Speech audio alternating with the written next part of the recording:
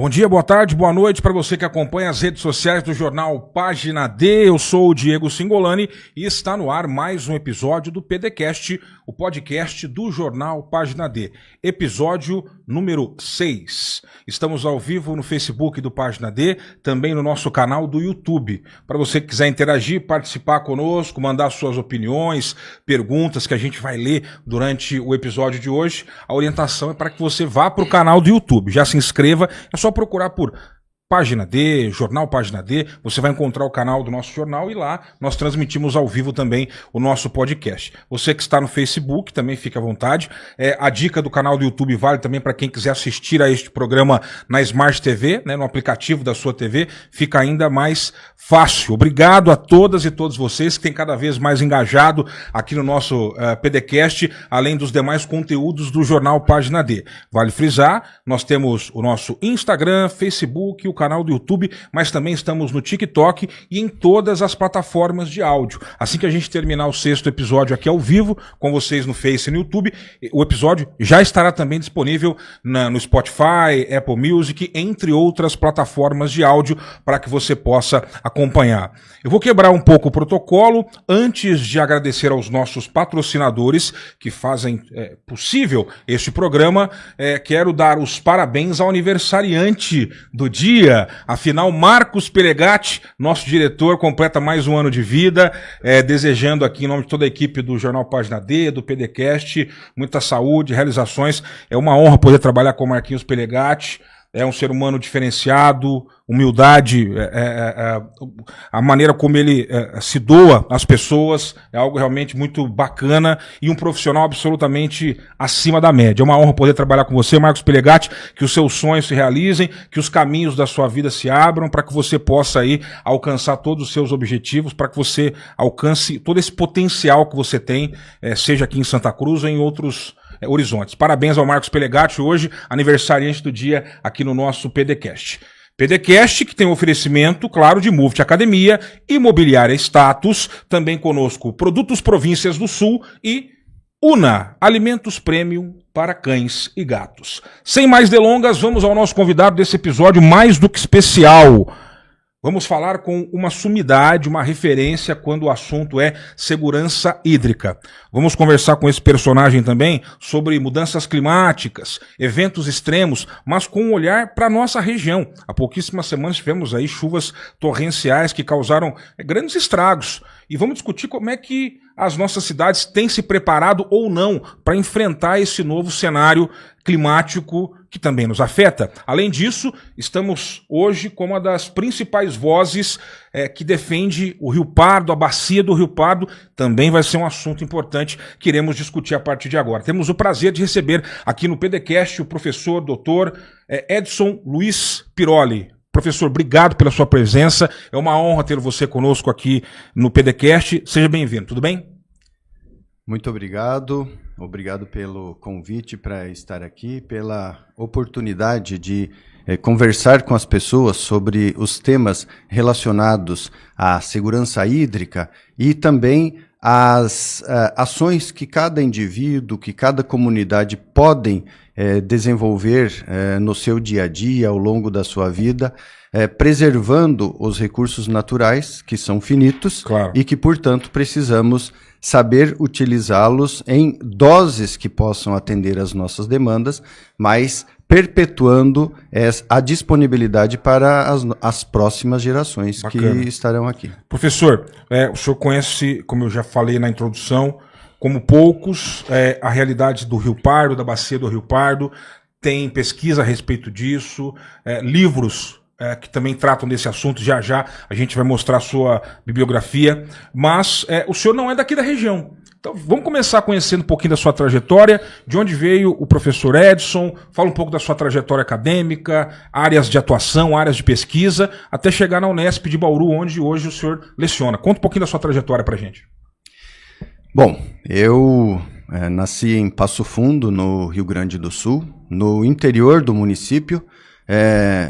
Cresci próximo ao Rio do Peixe, né? Então isso já despertou cedo em mim a importância da água, o fascínio que as águas correntes de um rio trazem sobre uma criança, né?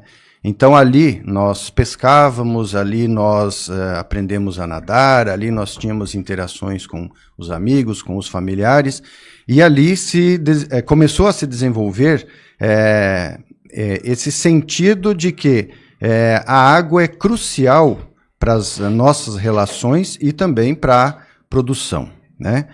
Então, posteriormente, eu fiz faculdade em Santa Maria, na Universidade Federal, curso de Engenharia Florestal, mestrado em Engenharia Agrícola, né, estudando bacias hidrográficas utilizando geotecnologias, que são imagens de satélites, né, programas de computador para fazer os mapas e tal. E depois vim para São Paulo, para a Unesp, em Botucatu, na Faculdade de Ciências Agronômicas, para fazer o doutorado, né? Ali eu trabalhei com capacidade de uso das terras e isso agregou muito aqueles estudos de bacias hidrográficas e recursos hídricos, também à questão da conservação do solo. Sim. Posteriormente, ingressei na Unesp, em Rosana, né? Morei 4 anos e meio entre o Rio Paranapanema e o Rio Paraná, é lá onde o Sim. Rio Paranapanema deságua, no Rio Paraná, né? E desde 2009 eu estou em Ourinhos, né, na atualmente Faculdade de Ciências, Tecnologia e Educação. E neste período eu desenvolvi muitas pesquisas na área de aplicação de dados de sensores remotos, né, que são as imagens de satélite, aplicação de programas de computador para mapeamentos os mais variados dos recursos naturais, do uso das terras, as formas de ocupação, mudanças que estão ocorrendo, né, no nosso território. E a partir da vinda para Ourinhos também, eu passei a estudar a Bacia do Rio Pardo, com um projeto financiado pela FAPESP, né, a Fundação de Amparo à Pesquisa do Estado de São Paulo. E naquele período eu tomei conhecimento do movimento que estava ocorrendo em defesa do Rio Pardo, tentando impedir a implantação de PCHs aqui no município de Santa Cruz do Rio Pardo. As pequenas centrais hidrelétricas. Isso, sim. Aqui e também em Ourinhos. E me envolvi muito com este projeto, né? Fizemos inúmeras ações, e ali nós tivemos alguns ganhos consideráveis, né? Para sintetizar, eu posso dizer que eram para ter 2 PCHs aqui em Santa Cruz do Rio Pardo e uma em Ourinhos, né?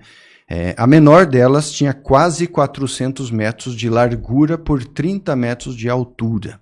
E a maior, que seria em Ourinhos, PCH Santana, teria 514,4 metros de largura por 33 metros de altura. Ou seja, imagine só o impacto imediato da área alagada. Exatamente. Isso de imediato, né? Alagaria mais de 7 quilômetros quadrados, essa de Ourinhos, as de Santa Cruz do Rio Pardo um pouquinho menos. E isso para barrar um rio que tem 50 metros de largura, nos trechos mais largos, ou seja, a barragem seria 10 vezes maior, e um rio que tem a sua altura média em Ourinhos de 1,20 m, né, variando um pouco mais, um pouco menos. Teria uma represa com 33 metros de altura. Isso seria uma catástrofe ambiental, né? Isso controlaria as águas do Rio Pardo, comprometendo muito severamente o atendimento da população de Ourinhos, principalmente, que mais de 95% dela usa água do Rio Pardo. Uhum. Né? Aqui, em Santa Cruz do Rio Pardo, fica em torno de 70% da população.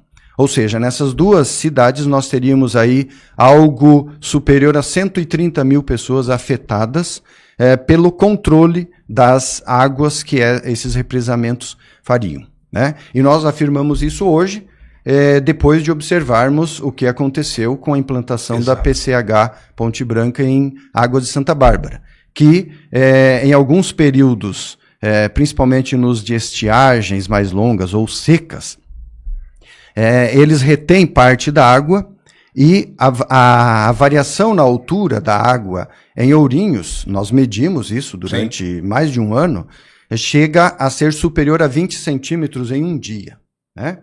É muita coisa. Porque eles controlam. Um rio que tem 50 centímetros em média. É 1,20 m. 1,20 m, perdão, né? Sim. Então imagine, se nós tendo uma represa, um represamento desse, controlando, já temos este reflexo aqui para a nossa população, imagine se as outras 3 aqui tivessem sido implantadas, né?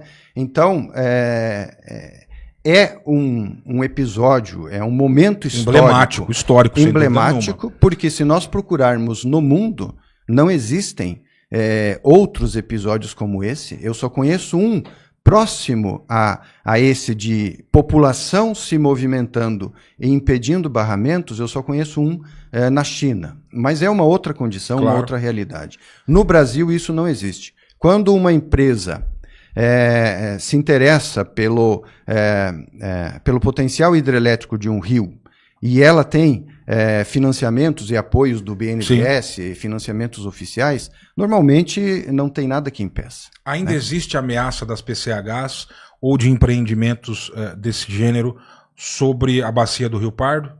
Ainda há essa ameaça? Atualmente, as PCHs elas estão um pouco em stand-by, até porque a CETESB, a partir do trabalho que nós desenvolvemos, em parceria com a ONG Rio Pardo Vivo, em parceria com o Ministério Público, empresas aqui do município e da região, nós conseguimos impedir. A CETESB não concedeu a licença nem para a instalação e nem para a implantação nem dos estudos e nem dos empreendimentos. É evidente, né, professor, que as empresas têm como objetivo principal o lucro. E tentam trazer alguns argumentos que justifiquem um impacto gigantesco como esse no meio ambiente. E muitas vezes esse argumento passa pelo desenvolvimento econômico, geração de empregos, evolução econômica dos pequenos municípios.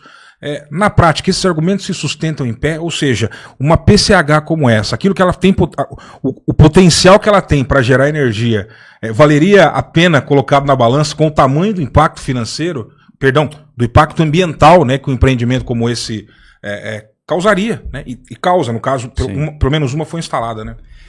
Sim, tanto não se sustentam que a CETESB, a partir dos nossos questionamentos, não concedeu as licenças, né? Por quê? Cada uma dessas PCHs contribuiria com 0,04% da matriz energética brasileira, ou seja, nada, né? Praticamente nada. Além disso, nós estamos em uma bacia hidrográfica, a bacia do Rio Paranapanema, ela tem uma contribuição muito significativa já na geração de energia hidroelétrica, com os 11 represamentos que tem no leito principal, alguns deles com reservatórios enormes, como Jurumirim, Chavantes, Capivara, que estão aqui próximos de nós. Então, essas PCHs não trariam acréscimo praticamente nenhum. Uma campanha simples, nas rádios e jornais regionais, pedindo para as pessoas desligarem a luz alguns minutos antes, já teria chegaria, o efeito de uma obra chegaria a uma economia maior do que seria gerado com essas PCHs. E neste caso, o impacto sobre o rio seria muito severo, porque seccionaria o rio e aí as espécies que vivem na água não poderiam mais se deslocar por ele, né? Além disso, a conversa dos empregos, nós hoje podemos ir lá na PCH em Água de Santa Bárbara e ver quantas pessoas trabalham lá, né? São 3 ou 4 pessoas trabalhando. Depois de implantadas, não fica praticamente ninguém trabalhando nesses lugares. E no período de implantação, normalmente não gera emprego para a comunidade local, porque as atividades elas são desenvolvidas por empresas contratadas, que normalmente vêm de outros lugares para fazer as atividades. Essas pessoas que vêm trabalhar aqui acabam sobrecarregando as escolas, os hospitais, todo o sistema de saúde, aumenta o custo dos aluguéis, e quando elas vão embora, simplesmente não deixam nada a mais. Pelo contrário, muitas vezes acabam ficando, né, filhos de rapazes e homens que vão embora e e as crianças ficam nas cidades onde eles estiveram. Isso é notório em praticamente todas as construções de hidrelétricas no nosso país. Muito interessante. Eu quero abrir um pouco o nosso papo e depois podemos até retomar a questão do Rio Pardo, o trabalho feito pelo professor, pela ONG Rio Pardo Vivo. Aliás, um abraço para o Luizinho, que deve estar nos acompanhando. Já ele vai comentar aí, e tantas outras pessoas que contribuíram com essa luta e esse movimento histórico que impediu, né?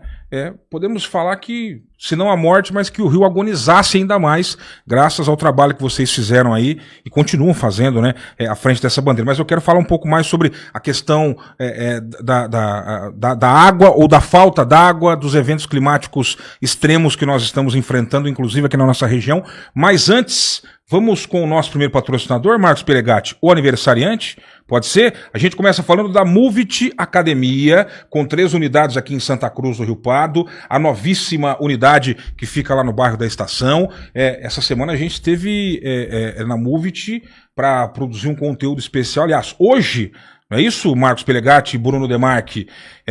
Em breve você vai acompanhar o lançamento oficial da campanha, né, que nós lançamos aqui no episódio passado do PDCast. A Movit completa 15 anos de história em Santa Cruz do Rio Pardo.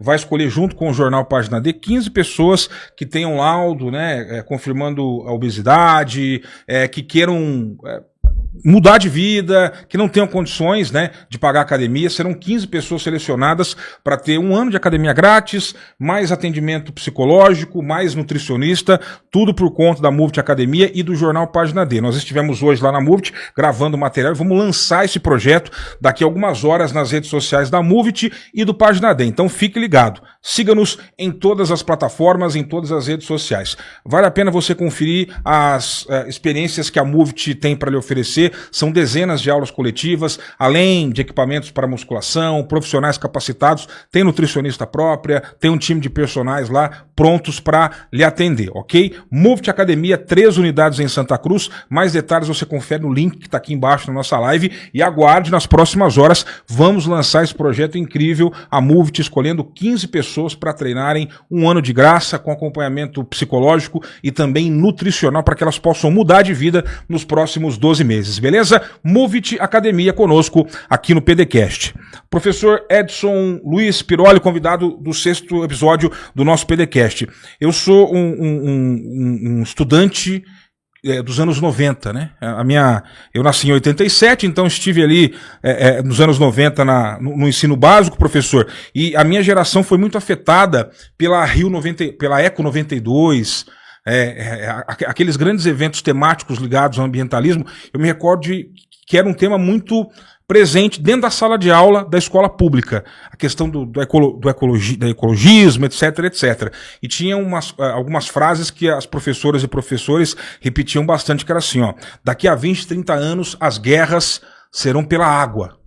Né? Justamente para frisar o quão precioso é esse elemento para a vida humana, seja na Terra ou se a gente quiser ir para outro planeta um dia, vamos ter que arrumar água de qualquer forma. Então, isso ficou muito na minha cabeça de estudante, quando garoto, nos anos 90. As próximas guerras serão por água ou pela falta d'água. Bom, esse futuro aí de 20, 30 anos já chegou. Hoje, qual que é o cenário que a gente pode desenhar em termos de água ou da escassez de água? O Brasil acaba sendo abençoado. A gente, como leigo, imagina que o Brasil tem aí muitas reservas de água. A gente está confortável? Fala um pouquinho pra gente dessa questão da água e da falta d'água, como é que ela afeta, inclusive, as relações humanas, seja no Brasil ou fora dele. Bom, nós temos atualmente 1/4 da população global vivendo em regiões de elevado estresse hídrico, né?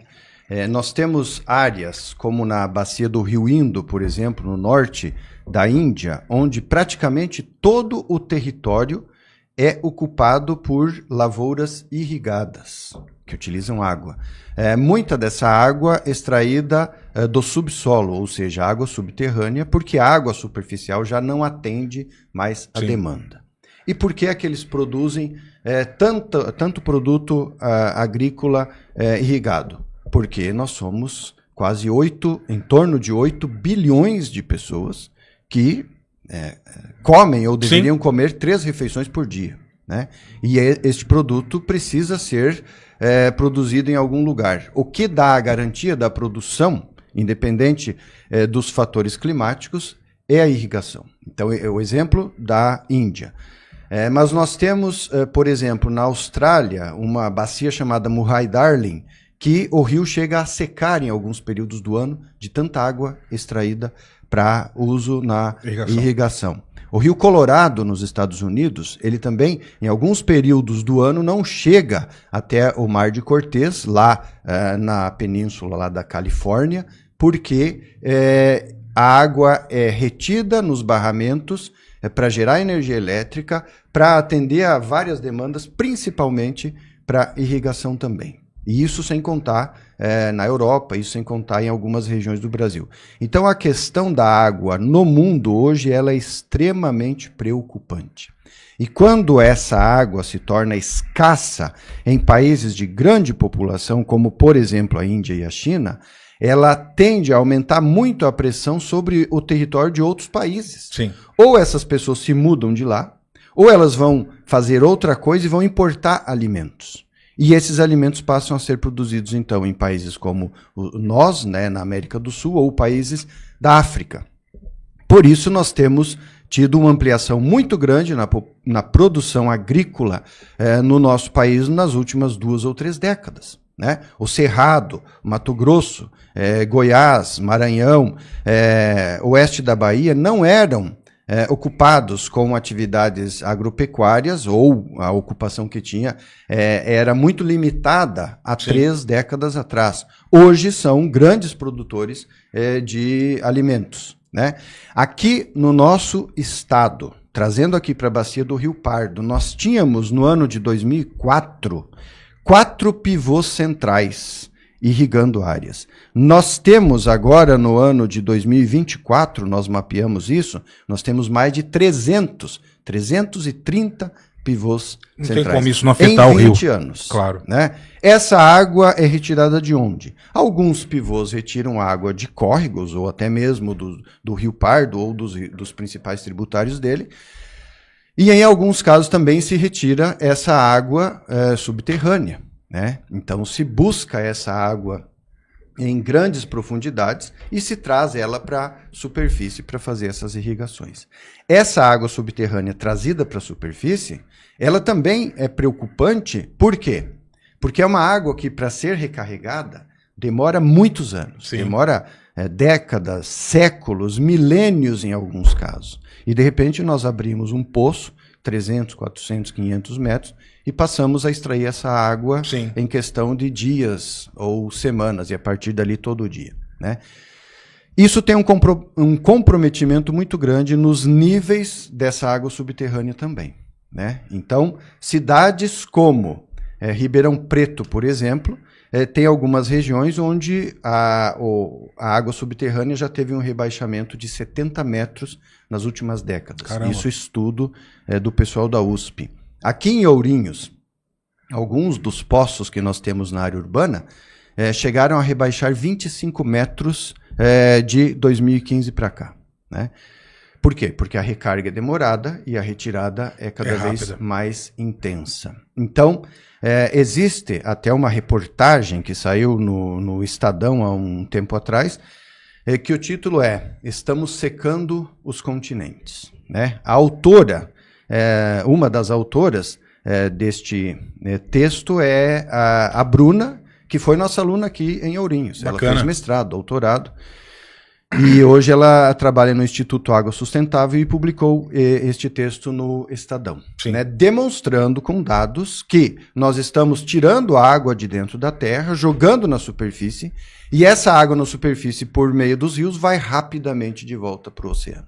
Então estamos secando os continentes. Além disso, quando nós irrigamos uma produção de milho ou de soja e colhemos os grãos, né, e retiramos, ali também vai água. Né? Então nós estamos retirando a água do nosso território e mandando para outros lugares. Então isso é bastante preocupante em termos de uso da água. Esse é um dos aspectos. Claro. Depois nós temos a água utilizada, por exemplo, nas indústrias, a água utilizada nas áreas urbanas. E eu queria fazer uma pergunta para o senhor continuar o seu raciocínio. A gente tem muitas campanhas que são encabeçadas por ONGs, muitos veículos de mídia também, no sentido de conscientizar a população sobre o uso correto, né, desse bem tão precioso que é a água.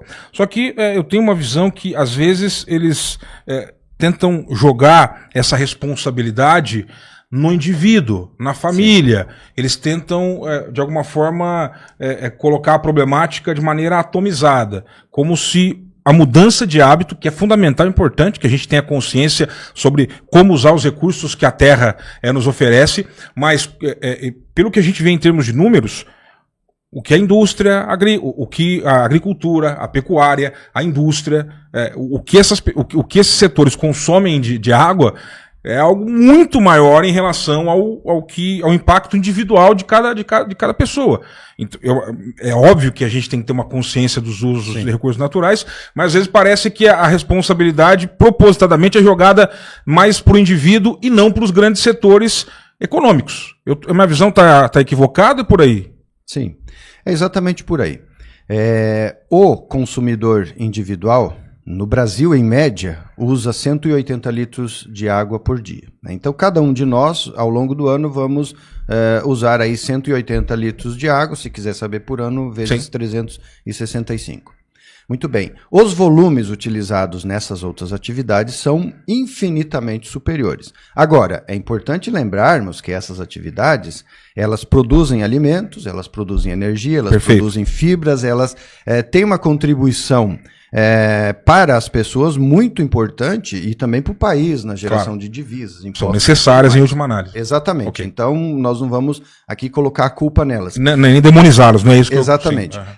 Agora, nós temos nas nossas casas, de fato, o uso que fazemos, ele é praticamente irrisório. Sim. Um dado.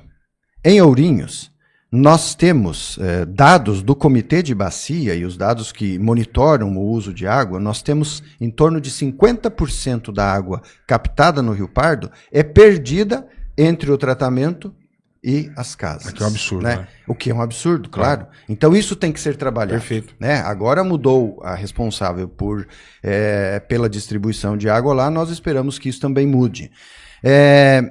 Nas casas, as pessoas geram efluentes. Assim como nas indústrias, assim como na agropecuária. E estes efluentes vão para onde? Eles voltam para os corpos d'água. Então, além de nós retirarmos bastante água e utilizarmos, nós ainda geramos contaminantes que, se não tratados de acordo, vão comprometer ainda mais a qualidade da água. Então, nós estamos falando que a quantidade está se comprometendo e a qualidade também. Né? Nós podemos pegar de novo o exemplo aqui das nossas duas cidades. Santa Cruz do Rio Pardo trata praticamente todo o esgoto. Né? Ourinhos não trata nada. Nós temos duas lagoas de estabilização, uma às margens do Rio Pardo, outra às margens do Rio Paranapanema. Então lá dá uma diminuída no potencial impactante das águas, Sim. mas não resolve o problema. Né? E Ourinhos são mais de 100 mil pessoas que todos os dias fazem as necessidades, enfim, e isso de alguma forma para nos corpos d'água. Professor, vira e mexe a gente vê algumas reportagens trazendo recortes de estudo sobre a qualidade da água, por exemplo, em Ourinhos, em Santa Cruz e em outros municípios da nossa região. Se a presença de metais pesados, a presença de defensivos agrícolas. Hoje estamos com um especialista aqui, vamos aproveitar para perguntar. A nossa água é boa? Falando aqui para o nosso público, principalmente de Ourinhos e Santa Cruz do Rio Pardo, quais são as principais fontes de contaminação? O que o senhor pode falar para a gente nesse sentido? Nós temos uma água de boa qualidade e quais são os critérios para se considerar uma água de boa qualidade ou não para o consumo humano, né? Sim, sim. A nossa água é boa, nas duas cidades. Eu conheço os sistemas de tratamento da Sabesp aqui em Ourinhos, da SAI, que agora se tornou Ourinhos Saneamento. Sabesp Santa Cruz, né, no caso? Isso. E elas são empresas muito responsáveis. O sistema de tratamento utiliza o que nós temos de melhor no mundo. Né? Então, em alguns momentos, nós temos notícia que houve alguns determinados contaminantes que passaram, né? Mas isso tem sido raro e até mesmo quando saiu uma reportagem falando sobre isso, eu conversei com o pessoal da SAI, eles me mostraram lá os resultados das análises, então ficou uma dúvida ali, né? Então, quanto a isso, a nossa população pode ficar bastante tranquila. Até porque o Rio Pardo, que é o principal fornecedor de água para as duas cidades, é um rio com uma água de qualidade bastante boa, né, em termos gerais. Tá? Ele tem contaminantes, ele precisa do tratamento, ele precisa de filtragem, precisa de tratamento químico e tal, mas não é um tratamento pesado. Por quê? Porque a bacia do Rio Pardo, ela está inserida em um solo predominantemente argiloso, profundo, onde as águas que infiltram nas áreas de produção agropecuária, elas infiltram profundamente, para depois brotarem nas nascentes que formam o rio. Então, nós temos aí um processo bastante interessante, né, que protege nossas águas. Outro detalhe, o Rio Pardo, que nos atende, ele também tem a maior parte das suas áreas de preservação permanente, que são aquelas áreas marginais aos rios, protegidas por vegetação, não a nativa, mas também um pouco de nativa, mas de certa forma protegida. Então, de maneira geral, as águas do Rio Pardo são águas de boa qualidade e as águas que nós bebemos são água também de muito boa qualidade. E a gente espera que isso se mantenha, né? E com certeza. Ó, para você que está acompanhando a entrevista com o professor Edson Luiz Piroli, já eu vou ler as primeiras manifestações aqui no nosso canal do YouTube. Obrigado para você que também está acompanhando a live no Facebook. Agora eu quero trazer mais um recadinho. Conosco a Imobiliária Status. Quando a gente fala em negócio imobiliário, quais são as primeiras palavras que vêm à sua cabeça? Geralmente é credibilidade, confiança, tradição. Pois é, a Imobiliária Status oferece tudo isso e muito mais há mais de 40 anos aqui em Santa Cruz do Rio Pardo. Seja para vender, para alugar, para administrar, seja no campo, na cidade, na praia, conte com a equipe da Imobiliária Status. Um grande abraço para o João Rafael e para toda a equipe. Passe lá, fica na Marechal Bittencourt, ali do lado do escritório Nantes. Tome um cafezinho com a equipe, tire todas as suas dúvidas. Repetindo, é tradição, é confiança, toda a assessoria jurídica também do Grupo Nantes à disposição de você, à disposição lá na Imobiliária Status, parceira também aqui do nosso PDCast. Mais informações você pode conferir aqui embaixo no site da Imobiliária Status, várias opções também, o site sempre atualizado com opções de locação aqui para Santa Cruz do Rio Pardo, para toda a região, opções de venda também. Garanta um bom negócio com quem há mais de 40 anos atende com carinho e responsabilidade o público de Santa Cruz e de toda a nossa região. Imobiliária Status. Tá dado o recado. Professor, ainda falando aqui sobre a nossa região, nós temos o Rio Pardo, nós temos o Paranapanema, como esses dois grandes rios, e há uma diferença clara, né, nítida entre os dois rios, e até mesmo, me parece, a forma como eles são explorados pelos municípios cortados por esses rios, leva muito em conta as características dele. Então, eu queria que o senhor falasse para a gente rapidamente, no caso dessa pauta, assim, as grandes diferenças entre o Paranapanema e o Rio Pardo, por que um deles, por exemplo, é muito utilizado para o turismo, o outro já nem tanto. Fala um pouquinho das características aí desses dois patrimônios ambientais que a gente tem aqui na região. Sim. O Rio Pardo, como o próprio nome diz, ele tem águas pardas, né? Essas águas são marronzadas porque elas carregam muitos sedimentos, principalmente de argila, que é uma característica dos solos onde a bacia do Rio Pardo está inserida. Já o Rio Paranapanema, ele corre principalmente na região das cabeceiras, em áreas com muito mais rochas próximas à superfície, né? São solos litólicos, e também um pouco mais arenosas. Então as águas do Paranapanema são muito mais límpidas. Sim. Né? Além de ele ter um conjunto de cachoeiras também maior, até pelo tamanho, né? Ele é bem maior que o Rio Pardo, que atraem as pessoas, né? Tem corredeiras, então ele tem atrativos que despertam o interesse das pessoas que buscam essas áreas naturais para suas atividades turísticas. Perfeito. Professor, mudanças climáticas. Me parece que é um consenso entre a comunidade científica de que o clima está mudando. Ao longo da história da humanidade e do mundo ele muda, eventualmente.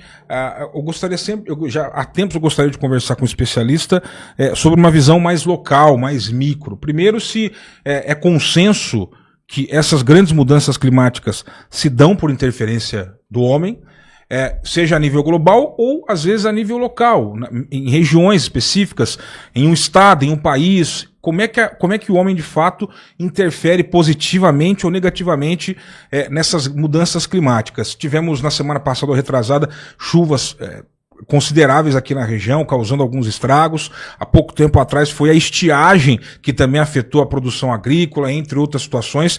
Queria que o senhor falasse um pouco sobre essas mudanças climáticas, a sua visão a respeito disso, e depois trazer um olhar sobre a nossa região, né? O micro aqui, inclusive. Sim.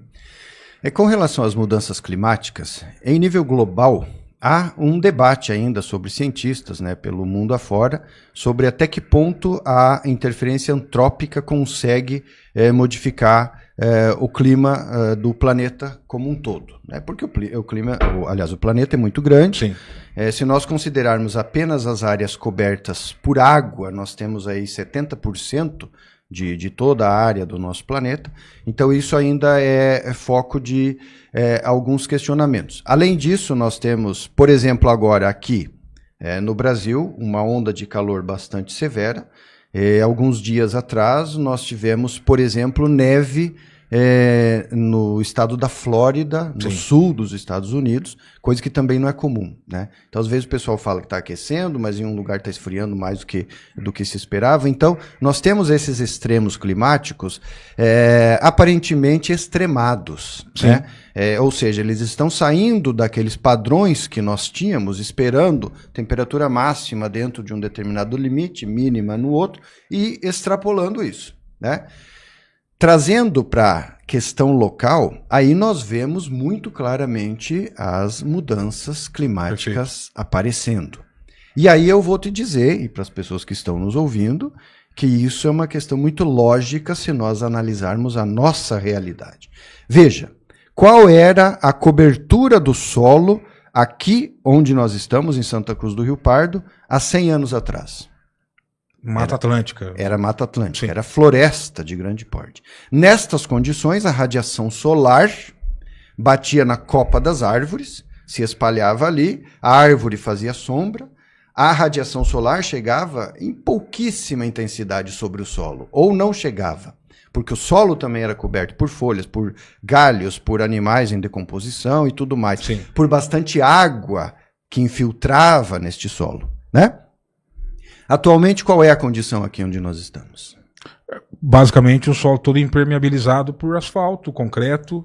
Exatamente. Nas áreas urbanas nós temos asfalto, nós temos concreto, nós temos telhado, nós não temos quase árvores. Como que funciona a radiação solar diretamente no asfalto, no concreto, no telhado? Ela vai aquecer. Sim. Então, antes ela se espalhava nas copas das árvores, não chegava no solo. Então, a temperatura próxima à superfície do solo era uma temperatura muito mais amena, muito mais uniforme. Agora, o sol está chegando diretamente no telhado, no concreto, de calor.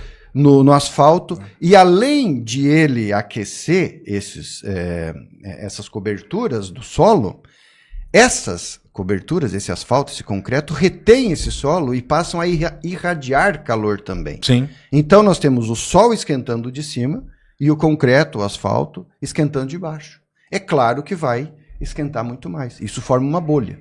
Sim. Nestas condições, a umidade que está no solo tende a evaporar em uma intensidade muito maior.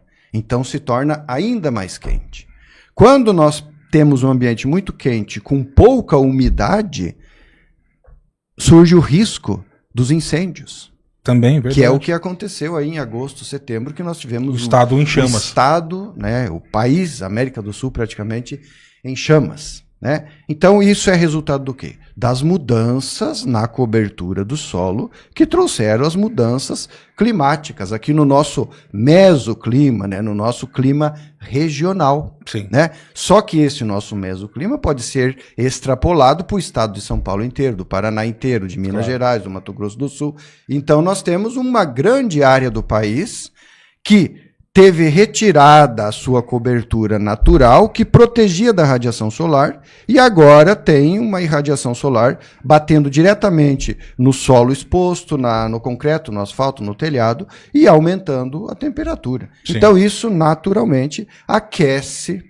E outro detalhe, quando nós temos uma área muito quente, como nós estamos vivendo agora, nós estamos formando uma zona de alta pressão, uma zona que está jogando calor para a atmosfera, uma zona que está dificultando a chegada das frentes frias e das chuvas. Também. Então ela vai segurando a chuva, vai segurando. Quando essa chuva conseguir romper essa barreira, como é que vem? Vem com estrago, Ela com vem força. em grande intensidade. E aí ela vai se acumular sobre o solo. Por quê? Porque o solo está impermeabilizado. Essa mesma chuva, se acontecesse na intensidade que acontece agora, há 100 anos atrás, numa bacia hidrográfica natural, Teria capacidade de absorver. ela absorveria uma grande quantidade dessa água. Nesse cenário, é reversível, professor, no sentido das cidades se reorganizarem, pensando pragmaticamente no que há de cultura em termos de Brasil, região, pensando nos recursos econômicos envolvidos para você adequar, né? Primeiro, se é reversível na sua avaliação e não sendo reversível, como é que as cidades e as pessoas têm que se preparar para isso? Bom, É uma pergunta simples, né? O senhor dá uma solução, basicamente, para o aquecimento global aqui na nossa região. Basicamente, é a resposta que a gente quer aqui. Isso. Eu tenho um livro. Ótimo, já vamos. Eu publiquei pela editora Unesp. Posso pegar aqui? Porque eu vou mostrar antes para a tela. A câmera do centro, Marquinhos, pode ser ou não? A do centro, né? Vou colocar aqui então, enquanto o professor vai falando aí. Na página 127 deste livro, eu apresento uma síntese com uma lista de 20 motivos e de 30 técnicas de manejo em bacias hidrográficas rurais e urbanas que podem reduzir o impacto desses eventos extremos. Então, sintetizando a resposta, nós temos conhecimento de técnicas para serem usadas tanto em áreas rurais quanto em áreas urbanas que reduzem esse acúmulo de calor na superfície, que a médio prazo vão reduzir as chuvas muito intensas, né? Sim. E que vão fazer com que as nossas cidades e as nossas áreas rurais estejam um pouco melhor preparadas para conviver com esses eventos extremos que estão vindo com bastante intensidade. Nós temos gestores públicos atentos a isso, interessados? Não. Pela sua experiência? Não, infelizmente não. Né? O que nós temos observado? Que os nossos gestores públicos, via de regra, eles sequer discutem essa temática nas campanhas políticas, em todos os níveis, do vereador ao presidente da República, passando por governadores, senadores, deputados federais, estaduais, prefeitos e assim por diante. Né? Infelizmente, não. Nós precisaríamos, para isso, de gestores que, pelo menos, entendessem essa necessidade e que buscassem para suas equipes pessoas preparadas para fazer este manejo integrado da água e do solo nos territórios rurais e urbanos dos municípios. Claro. Isso, de maneira muito sintética, é simples. Nas áreas rurais, se as propriedades atenderem à legislação brasileira, que diz que devem manter uma mata ao longo dos rios, e que as maiores devem manter uma chamada reserva legal, que é um pedaço de mato lá na propriedade, nós já melhoramos bem. Se elas usarem terraços em nível, sistemas de plantio direto, avançamos bastante. Se o sistema produtivo integrar, por exemplo, lavoura, pecuária, floresta, ou as nossas agroflorestas, Sim. nós melhoramos mais. Se nas áreas urbanas as pessoas não impermeabilizarem completamente o seu quintal, né? Nós já temos uma condição um pouco melhor. Claro. Porque as inundações tendem a reduzir. Porque a cada metro quadrado que você deixa permeável para a água da chuva infiltrar, ao longo de um ano, aqui em Santa Cruz do Rio Pardo, que chovem em torno de 1.400 milímetros por ano, significa 1.400 litros de água por metro quadrado. Perfeito. Caindo aqui na cidade. Se no seu quintal tiver 10 metros quadrados permeáveis, você tem 14 mil litros de água que vão infiltrar ali e que não vão escoar superficialmente, né? Se a prefeitura, nos novos loteamentos, se preocupar com essas áreas permeáveis, se os vereadores, os prefeitos criarem leis e se a população entender essa lei, for informada do benefício da lei, nós podemos reverter e reduzir aí em 15, 20, 30% do potencial das inundações. Sem dúvida, mas é desolador, né, professor? Porque nós temos um instrumento como o plano diretor. Isso, exatamente. Que seria, acho que, o local ideal, um instrumento ideal para uma discussão como essa. E se a gente fizer um levantamento agora sobre os municípios todos aqui da nossa região, provavelmente, se não todos, a maioria vai estar com o plano diretor defasado. Sequer está sendo discutida não só a questão de água, a questão ambiental, mas outros temas importantes para a cidade daqui a 10, daqui a 20 anos. Nenhum desses temas tem sido discutido, os planos diretores estão aí defasados. É o caso de Santa Cruz, por exemplo, não sei como é que está a situação em Ourinhos, mas falta, de fato, no mínimo, gestores com esse senso de urgência para o assunto, que permitam que especialistas, que pessoas passem a ingressar nessas equipes e discutir de maneira mais séria e fazer acontecer, né? Mas, infelizmente, o cenário não é muito alvissareiro, né, quando a gente pensa em gestores públicos.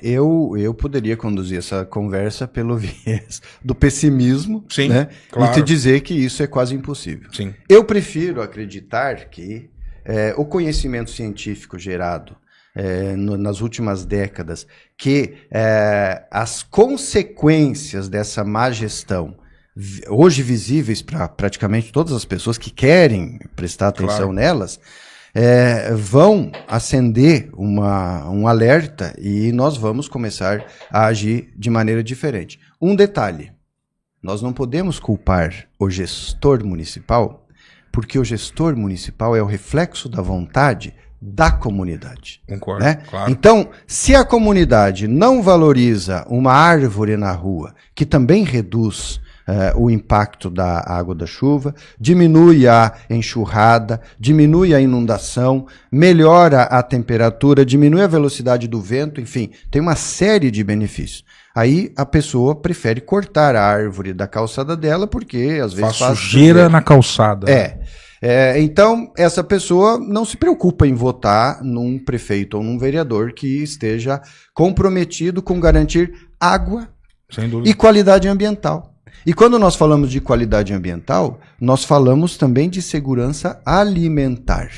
Porque se nós não gerenciamos adequadamente a água, os nossos solos vão ter menos água. E o nosso solo com menos água, ele produz menos. Perfeito. Então o alimento encarece, né? Então, neste contexto, é importantíssimo que as pessoas se deem conta de que a ação individual, a ação de cada um, ela é crucial para degradar ou para preservar o ambiente. Muito bem, professor. Mandar um abraço para Mari Lima. Ela está acompanhando aqui pelo nosso canal no YouTube, dizendo sobre o tema, é muito importante, excelente explicação do professor. No Facebook também vamos registrar aqui algumas participações na nossa live. Ana Paula Vilaça acompanhando, um abraço para ela, para Lu Batista. Alô, Dirson de Ângelo, mandando um abraço para todo mundo aqui, marcando o pessoal também. Quem mais está acompanhando? O Diogo Gonçalves, Josiane Costa, a Sônia Miranda, Cristiane Reis, quem mais está por aqui? Deixa eu ver. Luiz Carlos Cavalchuk, claro, está acompanhando aqui. Um abraço, boa noite, Diego. Boa noite, Edson Piroli. Bela entrevista. Doutor Piroli é uma sumidade ambiental que, pelos seus conhecimentos e atuações, nos nortearam, né, por uma bacia hidrográfica melhor. Um abraço para o Guilherme Alves, também a Logui, que esteve conosco no episódio passado. A Roseli Rissato acompanhando também. A Natália Sartori. Alô, Débora. Pessoal do Achei Santa Cruz. Alô, Pri. Melhoras, hein, minha amiga? Um abraço para o doutor Daniel Coelho também. Tamo junto aí nas participações. Vai, acho que uma menção ao Luizinho, porque a parceria de vocês aí tem sido intensa, né, doutor? Até bem pouco tempo atrás eu estava trabalhando na Lesp, na assessoria do deputado Ricardo Madalena, tá lá tramitando ainda o projeto para tentar criar o dia do Rio Pardo. Acho que são projetos que, se na prática não protegem diretamente o rio, mas pelo menos dão visibilidade ao trabalho de pessoas como o do senhor, como o da ONG Rio Pardo Vivo, e eu sei que vocês estão aí firmes e fortes, então acho que vale uma menção ao Luizinho, se o senhor quiser fazer um comentário, responder ele aí, que ele está sempre na audiência aqui do PDCast. Opa, o Luizinho é um parceiro já de longa data, e foi ele que me apresentou muitas das características do Rio Pardo. Sim. Né? Ele percorreu já esse rio várias vezes de caiaque, né? E é um homem que eu acredito que Santa Cruz do Rio Pardo deveria fazer uma estátua do tamanho dele em ouro. Porque certeza. As águas que as pessoas bebem aqui, elas são correntes e ainda são garantidas no Rio Pardo, muito em função do trabalho do Luizinho, que capitaneia a ONG Rio Pardo Vivo. E não só em Santa Cruz, mas também em Ourinhos, porque a população de Ourinhos, embora muitas vezes não saiba desse histórico, ela bebe água hoje com garantia ao longo do ano todo, devido ao trabalho capitaneado pelo Luizinho. Um abraço pro Luizinho. Vamos dar mais um recado aqui no nosso PDCast. Eu coloquei aqui, você viu que a direção já estava... Diego, você colocou aqui o arroz arbóreo Províncias do Sul, estava aparecendo no cantinho da tela. É que eu sou apenas um artista. Vocês que são profissionais da comunicação, vocês têm que me dirigir, me orientar. Brincadeiras à parte, eu quero falar agora de Produtos Províncias do Sul, das melhores regiões produtoras do país, com tecnologia, com produtos para atender as mesas mais exigentes e os paladares mais sofisticados, por que não dizer, do estado de São Paulo. Conheça os Produtos Províncias do Sul, gente. Todo episódio a gente mostra um produto da linha Províncias do Sul. Já trouxemos aqui o feijão, carioquinha, já trouxemos o arroz agulhinha tipo 1. Hoje volta à cena o arroz arbóreo. Esse é aquele arroz grão curto, é um arroz que tem mais amido, portanto ele acaba tendo um resultado final mais cremoso, ideal para pratos como, por exemplo, o risoto. E aí a receita vai de acordo com a sua criatividade. Pode ser um risoto ao fungo, por que não? Pode ser um risoto ao limone, pode ser um risoto até de picanha, aí fica a seu critério, ok? O importante é usar produtos da linha Províncias do Sul. Ainda não conhece? Fica a dica, vá aqui no link disponível na nossa live, você vai ser direcionado para o site Províncias do Sul para conhecer a linha completa dos produtos, e hoje a dica é justamente o arroz arbóreo, para você que curte aí um risoto, dá até para uma paeja, dependendo aí da uma adaptação, arroz de grão curto também dá para fazer com essa linha aqui do arbóreo. Produtos Províncias do Sul conosco no PDCast. Obrigado aí pela parceria. O senhor trouxe aqui, já mostrou um dos seus livros. Vamos aproveitar, professor, para mostrar um pouco da sua bibliografia, dos livros que o senhor tem publicado, os temas. Vamos conversar um pouquinho sobre eles aí. Aí pode ser por ordem cronológica ou não. O senhor que escolhe a ordem para a gente falar dos seus livros. Bom, então eu vou falar agora, aproveitando a nossa conversa antes do intervalo, do papel de cada um. Este livro que eu tenho aqui eu vou mostrando aqui para nossa, quando o senhor fala, eu vou mostrando para o público aqui. Ele chama Água por uma Nova Relação. É um livro onde eu tento trazer alguns conceitos hidrológicos com terminologias mais simples para que as pessoas compreendam. Essa nova relação, na realidade, não é nova, né? Os nossos avós, bisavós, já tinham uma relação com a água muito mais próxima do que nós temos hoje, né? Se você perguntar para os seus antepassados de onde vinha a água que eles bebiam na casa, eles sabiam, era da nascente, era do poço, né? Eles tinham clareza. Hoje nós perguntamos para as nossas crianças, nossos jovens, e muitas vezes para os adultos, de onde vem a água que você bebe em Ourinhos?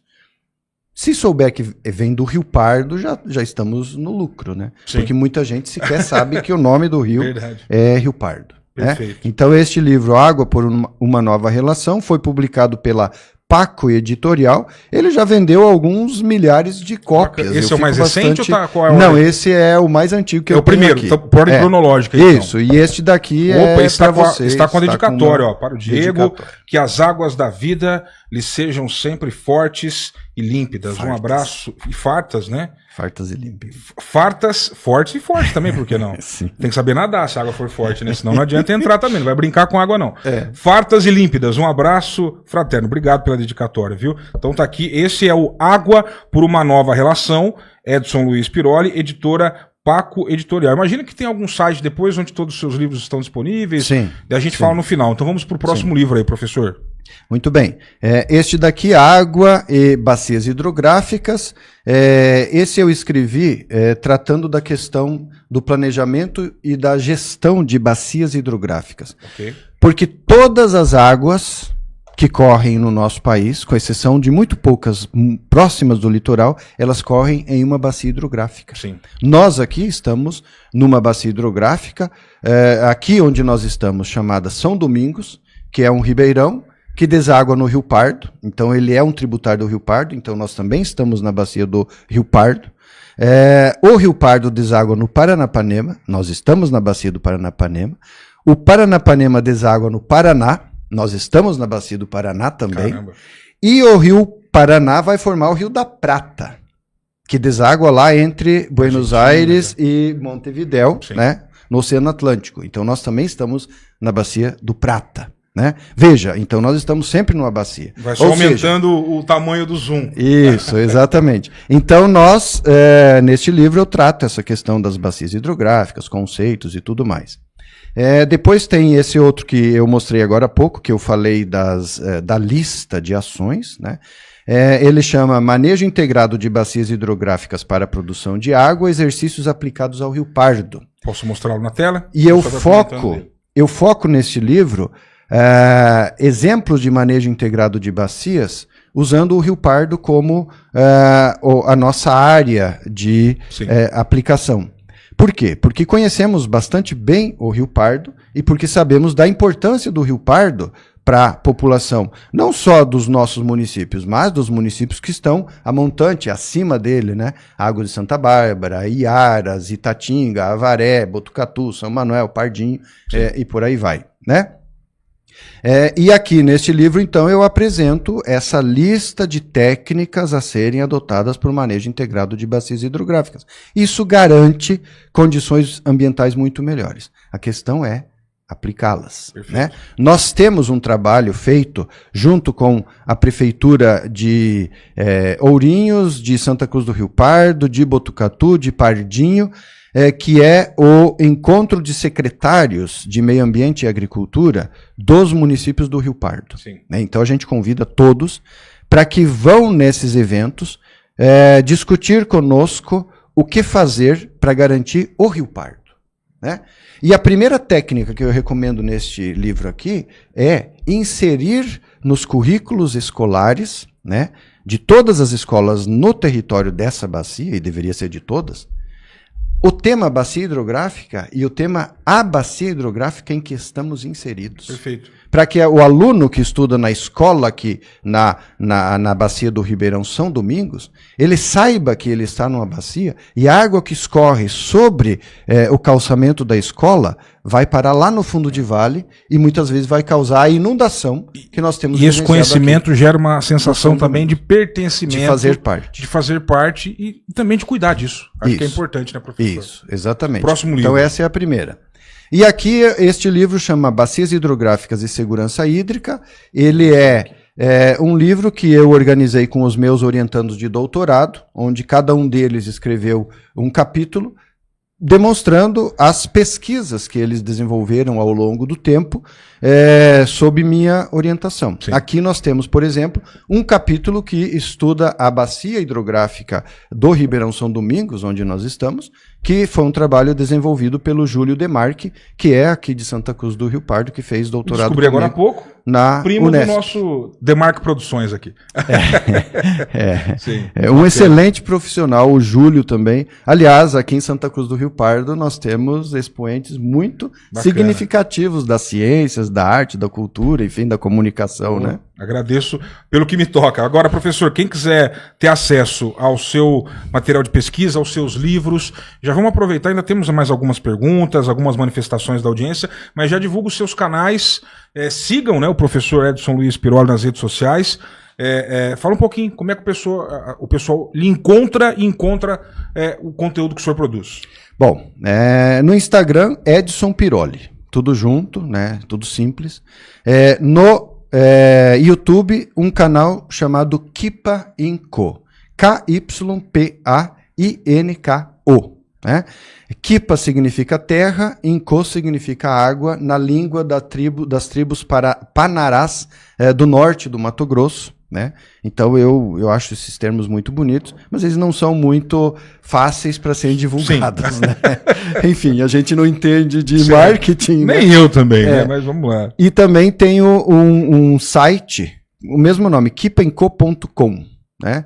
Que nós podemos, aliás, lá eu disponibilizo os links desses livros todos. Todos estão disponíveis para venda ainda? Tem detalhe, o único à venda é Água por uma Nova Relação. Perfeito. Os outros são todos gratuitos. Que legal. Né? Eles são livros, porque eu sou funcionário público, né? Financiado pela população do Estado, então eu acho que eu tenho que devolver a essa população com o conhecimento que ela paga para eu pesquisar. Sim. Então, esse livro é pela editora ANAP, né? E esses outros dois pela editora da Unesp, que é a universidade onde eu trabalho. Então, eles podem ser baixados em PDF gratuitamente. Agora, se a pessoa quer impresso, aí tem lá um link para você fazer o pedido, aí vai ter uma taxinha que eu não lembro. Mas em formato digital estão todos disponíveis gratuitamente. Sem nenhum custo. Esse, à venda. Muito barato. Vamos mostrá-lo também aqui. Muito barato. Quase simbólico o preço. Eu acho que está em torno de R$30, 30 e poucos reais, né? Em PDF é menos. Ótimo. Então aqui já o Marquinhos vai colocar também aqui na descrição da live o site para direcionar aqueles que se interessarem aí na extensa e profícua bibliografia do nosso convidado de hoje, o professor Edson Luiz Piroli. Encaminhando para o final, o professor tem pet em casa? Não é garrafa pet, que polui o meio ambiente. Estamos falando dos animais de estimação. O senhor tem algum animal de estimação, professor? Tenho 3. Conta a história rápida deles pra gente. As 3 resgatadas. A Camu foi resgatada, atropelada na Raposo Tavares, entre Ourinhos e Salto Grande. Eu parei o trânsito porque um carro passou em cima dela e ela ficou se debatendo. Eu fiz sinal e recolhi ela, levei para o hospital, havia quebrado apenas o rabo. Caramba. Aí ficou lá em casa porque não encontrei o dono. E tenho a Kipa, que é filha de uma cachorra resgatada pela minha filha, Victória, e aí ela teve 8 filhotes, a Kipa sobrou e eu fiquei com ela. Sim. E a Kipa hoje tem uns 40 quilos, é gigante. E temos ainda a Laramel, que a minha esposa resgatou no meio de uma plantação de laranja, estava quase morta de fome. Ela devia pesar uns 3 ou 4 quilos. Sim. Aí ela cresceu, a gente pensou que ia crescer um pouco, ela chegou próximo à Kipa também, perto dos 40 quilos. Bacana. Então vai muita ração lá. Mas elas nos dão muitas alegrias também. Então, alô pessoal da UNA, Alimento Prêmio para Cães e Gatos, lá para casa da família do professor Edson, vai ter que ser um kit tamanho família, né? E a gente fala, claro, aqui de UNA Alimentos Premium para Cães e Gatos. A gente falou bastante no episódio anterior, esse termo, né? Alimento para cães e gatos. No caso da UNA, não é só uma questão de marketing, né, de tentar criar uma gourmetização até da ração. De fato, a preocupação da UNA é que o alimento para o cão, o alimento para o gato, ele não tem apenas as calorias necessárias, né? Mas seja um alimento que traga proteína, que traga aminoácidos, que dê energia, que dê saúde, que dê vivacidade para o seu animalzinho poder aí curtir grandes momentos com seus filhos, com seus pais, enfim, com a sua família. Afinal, os animais hoje, né, são membros das nossas famílias. E você vai encontrar em Una alimentos premium para cães e gatos, tudo aquilo que o seu animal precisa. E no caso da Una, nós temos várias linhas para cada perfil de animal, seja por idade, seja por peso. Essa ração aqui que a gente está mostrando hoje, por exemplo, é sabor carne e sabor arroz.